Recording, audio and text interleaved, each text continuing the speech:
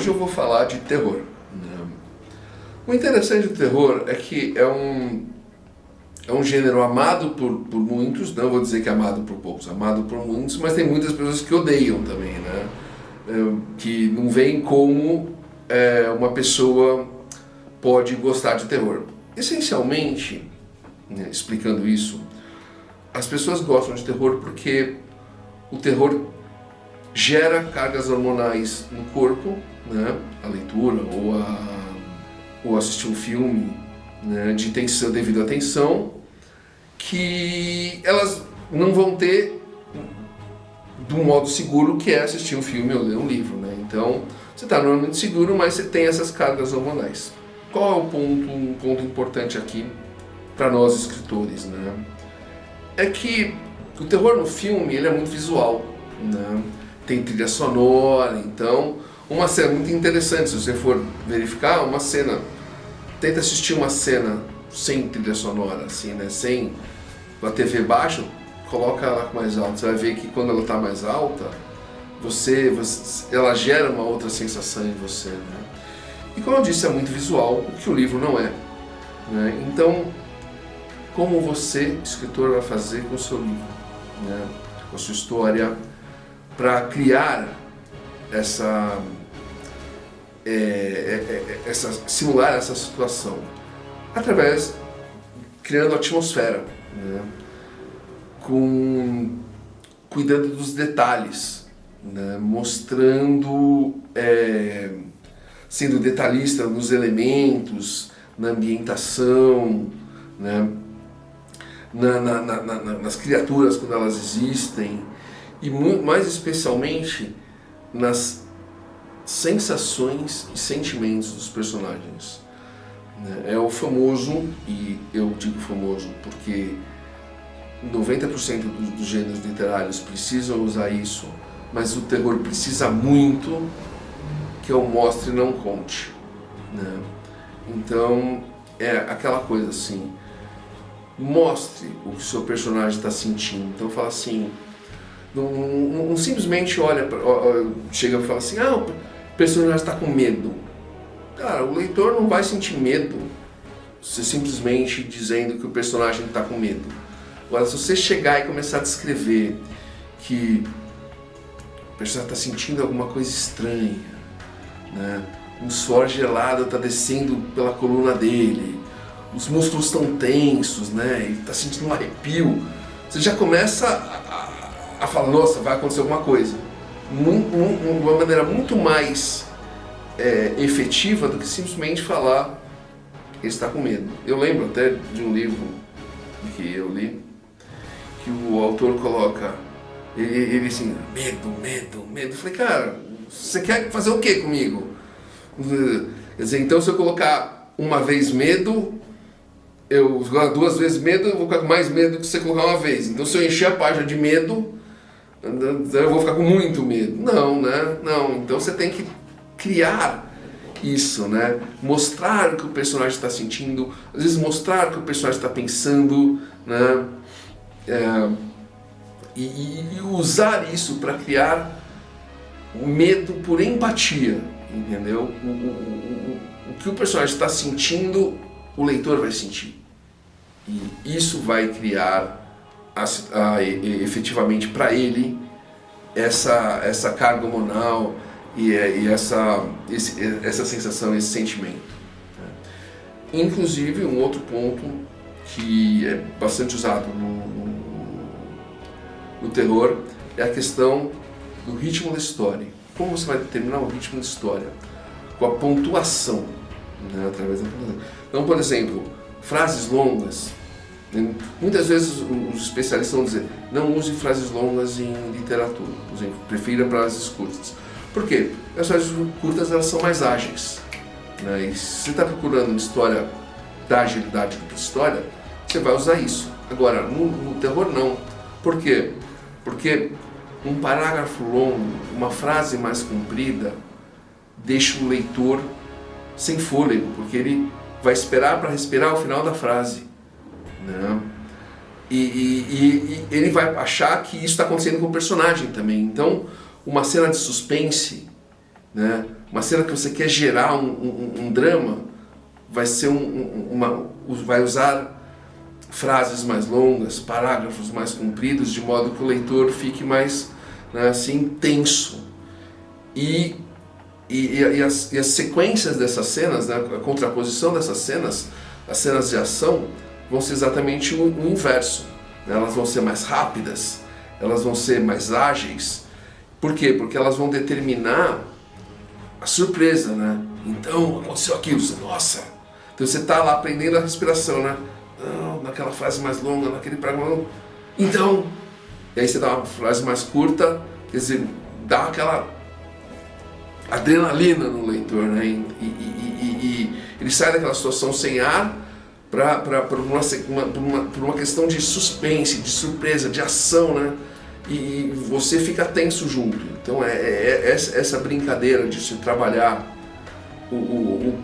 a pontuação, o parágrafo, né, o tamanho da frase, pode parecer uma besteira, no terror é bastante importante. Não dizer uma besteira, que poucos autores usam, né, e não tem tanta necessidade em outros gêneros, como ação, como aventura.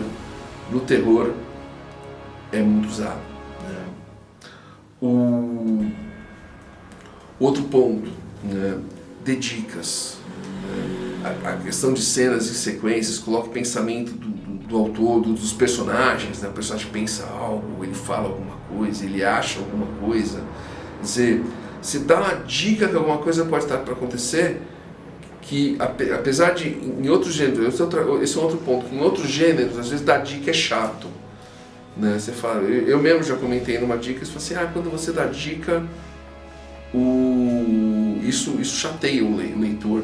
E no terror isso não acontece, porque, né, você está esperando alguma coisa, te deixa esperando, né, te dá uma surpresa. Você assim, nossa, e agora? Né? Então tem esse quê, até, por exemplo, dos plot twists, né? Tipo, você está esperando alguma coisa e dá aquela mudança. Quer dizer, né?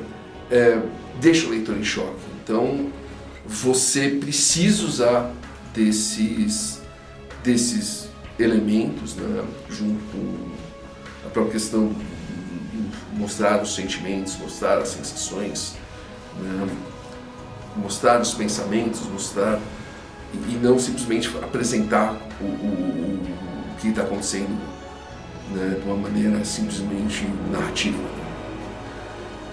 Um outro ponto que o terror também usa é o horror. E muita gente vai perguntar, mas qual a diferença do terror e do horror? Né? Na verdade, eles são primos. Né? O que acontece é que o terror, enquanto o terror usa muito o elemento psicológico, né, muito o suspense, o horror usa muito a repulsa, né, o sentido mais primário, aquela coisa de mostrar muito sangue, deixar o cara deixar a pessoa até com meio nojo, né, que de certo horror. E isso é interessante no terror, por quê? Porque isso gera uma sensação no leitor. Então você pode usar tanto a questão psicológica que eu estava apresentando, na pontuação, nos sentimentos, como em mostrar aquela coisa meio nojenta, né? Aquela coisa meio exagerada, sangue, né?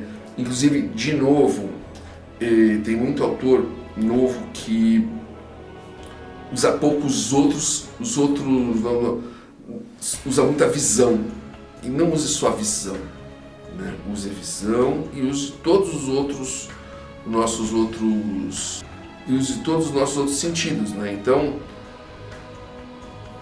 sangue tem cheiro, né?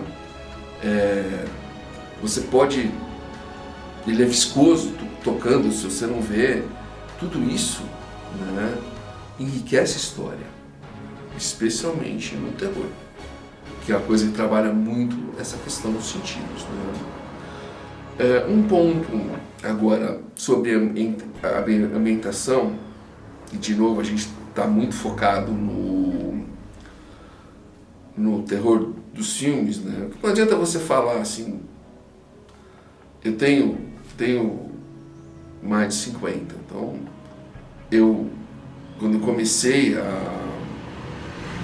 quando eu era moleque, a gente não tinha televisão direto, né? Agora, atualmente, você tem uma geração que nasceu com televisão, né? Nasceu com computador, nasceu com tudo isso. Está acostumado, molecada que com 3, 4 anos já está assistindo TV, né? Quer dizer, eu comecei a assistir TV muito mais velho do que isso. E isso muda a gente, né? Isso muda a nossa lógica. Então você tem que tomar cuidado com clichês nas ambientações. Quer dizer, é interessante você mostrar um lugar escuro, um beco abandonado, uma cena noturna. É, lógico. Por quê? Porque isso vai trabalhar os conceitos do desconhecido, né? do suspense, do certo medo, claro. Você está numa cidade, chega para qualquer um e pergunta, você prefere andar onde? Né? De dia numa avenida movimentada ou de noite num lugar meio abandonado, onde você está sozinho? Claro, todo mundo vai preferir um lugar onde tem mais gente. Onde tem gente, você tem mais noção de segurança. Às vezes você não tem nem segurança, mas noção de segurança, né? Mas você tem que tomar certo cuidado com essa questão. Por quê? Porque esses locais são meio clichês, né? Então, tipo, você vai levar, aí o personagem viu que tinha que passar por uma rua deserta. Ah, pronto, já vai acontecer alguma coisa. Então você tem que tomar um certo cuidado, porque, né, a própria ação acontecer em locais conhecidos gera tensão. Quando você vê que a coisa está acontecendo na casa da pessoa, né, já é já dá no leitor aquela sensação de empatia, porque está em casa, ele não está andando numa rua deserta, né? Então você tem que tomar cuidado ao jogar com essas situações, com essas ambientações, porque esses lugares são meio clichês, especialmente porque no livro, no filme, a gente depende muito da visão, né? Mas no livro não. No livro você não depende da visão, você está lendo só o que o autor está apresentando. Então você pode ter outras maneiras de fazer o foco do leitor estar em outro lugar, para que ele esteja num ambiente plausível, né? E mesmo assim ele está com medo. Inclusive uma situações com essas que criam esse tipo de situação, por exemplo, barulhos estranhos, né? Sons desconhecidos. Você está na sua casa, você ouve uma coisa que não é normal. Você está sozinho em casa, você ouve alguma coisa caindo. Opa, o que está acontecendo? Né? É esse aspecto psicológico do leitor, né? Assim, todos nós temos medos. Quando eu falei, por exemplo, de falar das sensações, o suor gelado, né, os músculos tensos, às vezes até um certo enjoo. O que é isso? Né? Isso é físico. Isso é quando você é colocado numa situação que você precisa fugir ou lutar, né, o seu cérebro cria esse tipo de resposta para o seu corpo. Então, todo o seu sangue vai para os músculos. Então você vai ter essa questão ele sai do estômago. No momento que o sangue sai dos órgãos, vai para os músculos, você tem essa sensação de enjoo, né? Os músculos ficam tensos, porque eles sabem que eles vão precisar, né, sair no momento ou brigar no momento. Como você está mais atento ao seu ambiente, certo? Os seus pelos, eles se arrepiam. Se arrepiam por quê? Buscando resposta, né? Eles querem alguma coisa, né? Pela tensão. No momento que eles se arrepiam, você sente frio. Então você sente aquela sensação de gelado. Então tudo isso é uma construção que você está fazendo em cima do quê? Do psicológico do leitor. Todos nós sentimos isso. Isso é natural, né? Todo mundo sente. Então você tem que trabalhar em cima disso. Pesquise Veja quais são as características de situações de limite, né? Situações extremas, de fugir, de não sei o quê. E use essas sensações, descreva isso, né? Mostre isso, como eu disse, mostre, não conte. Não fale, o personagem está com medo, o personagem está tenso, né? Não. Tudo que eu falei antes é exatamente isso, o personagem está com medo, o personagem está tenso. E o que agrega isso na minha história? Nada, né? Enquanto quando você está descrevendo as coisas, agrega muito, né? A mesma questão dos medos, né? Medos naturais. Quer dizer, tem gente que não tem, sei lá, aracnofobia, o medo de inseto, o medo de cobra. Sim, tem gente que não tem, mas todo mundo tem medo de ser picado. É natural. E é natural. Quer dizer, tem gente que tem pavor de escuro? Não. Tem gente que não liga para o escuro, mas o escuro é a determinação de, como eu disse, do desconhecido. E todo mundo tem um certo receio do desconhecido. Porque o desconhecido é uma coisa que, né, não está na zona de conforto dela, né? A mesma coisa com fantasmas, a mesma coisa com monstros, a mesma coisa com animais de maneira geral, né? Você pode até trabalhar o psicológico em cima disso. Então, o que é um fantasma, né? Ou a personagem não tinha medo de cão, mas aquele cão estava rosnando de uma maneira que deixou ela, percebe a dica? Percebe o que você está jogando? A pessoa já se imagina na situação, fala, não gostei disso. Então aí você já apresenta o pensamento, a pessoa já fala, não estou gostando do jeito que aquele cachorro está me olhando. Já é outro papo. Percebe? Já é Então você trabalhar esse conceito, na verdade todos esses conceitos, né? Então, trabalhar as sensações, trabalhar a pontuação do ritmo, os plot twists, né? Para deixar sempre o leitor em choque, tenso, assim. Acabou a história, a pessoa está salva ou não? Opa, peraí, tem mais 10 páginas aqui, pode acontecer alguma coisa, né? Então, né, cuidar trabalhar esses sentidos primários que são apresentados pelo horror junto com os psicológicos do terror, né? Trabalhar as ambientações, né? Mostrar aquela coisa, tipo, chegou numa sala, chegou na casa de um conhecido, mas tinha uma aura meio estranha, as sombras pareciam, quer dizer, tudo isso é o que você pode jogar, percebe? É como o personagem sente o ambiente dele, quer dizer, né? Os barulhos desconhecidos, né? Os sons, quer dizer, você está sozinho lá, o que houve? Quem fez isso? Não, peraí. Ou até, falando de animais, né? A gente tem toda essa noção que os animais são mais sensíveis que os seres humanos, dá para trabalhar, não.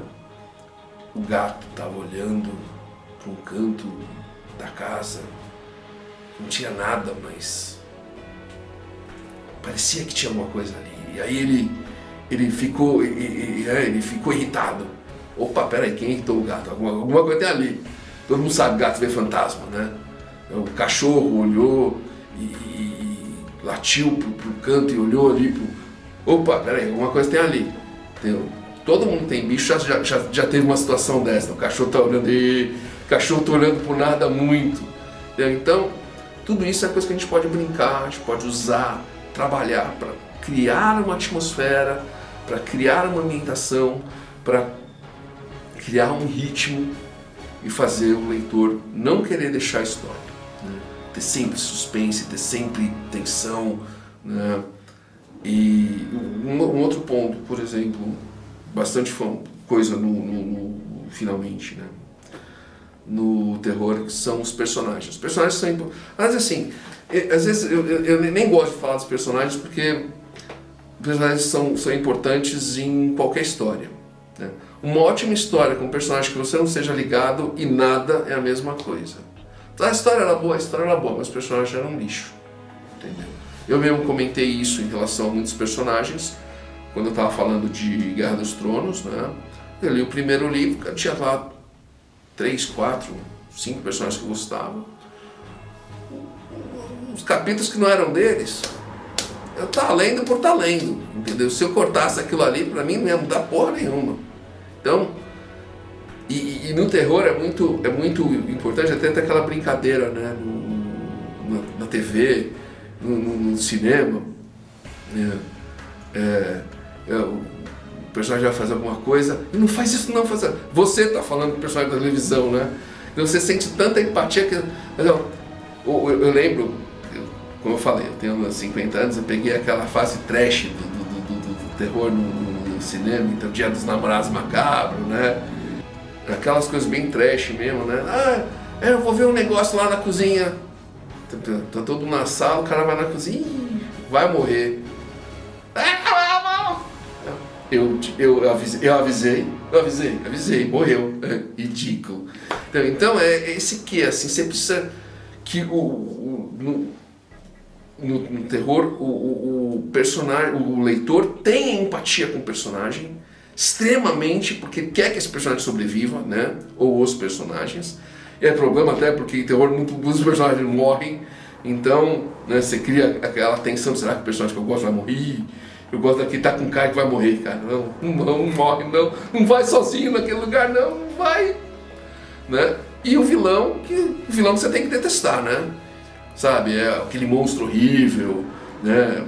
Aquela criatura, aquele fantasma, tudo, quer dizer, são essenciais, né? Trabalho com protagonistas e antagonistas no terror, né? É muito importante, é muito importante.